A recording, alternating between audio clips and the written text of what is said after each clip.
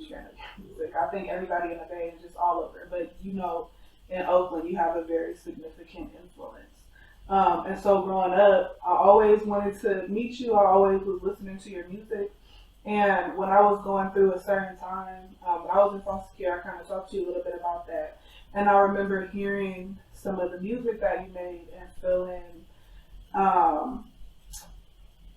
like you were describing experiences, not just you, it was, in music, period, describing the experiences that I was having that were harmful to me in a way that felt like it was kind of being glorified and that it was a positive experience.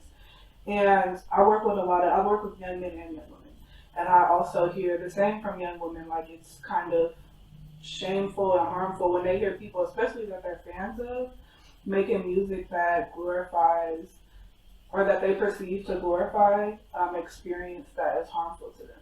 And I'm wondering if you could speak to the impact that you might have had on your fans, especially women, that might not have been positive at times. So first, there's a level of guilt that comes with everything I've done as I was doing it, as well as looking back on it.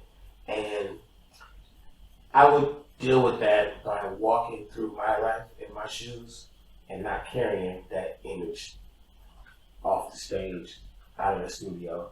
I would just be myself, and I wouldn't go around trying to impose too short on the world off of entertainment. Also, I would put a balance in the music where you get these traumatic songs, these lines that I was saying in these songs, but even if you balance it out and you do like as many, songs that might have a positive message or just might not be that same kind of vibe, it still doesn't take that away. That's still out there. So balancing it, walking through life a certain way, that does me good, but that does not do anything for the song that's out there, that's moving around and it's affecting lives. So I think that for one, like I said, the brainwashing is real. Before I could even learn what it was, I had to go through it.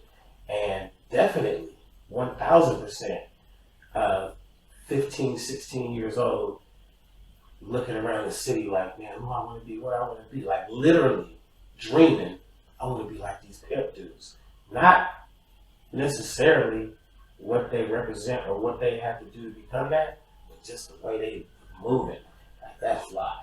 And then you get off into hearing the city talk about it and kind of training you and teaching you what it is. But in my case, instead of applying these things that I was, learning in the streets and trying to be that in the streets, I put it in music.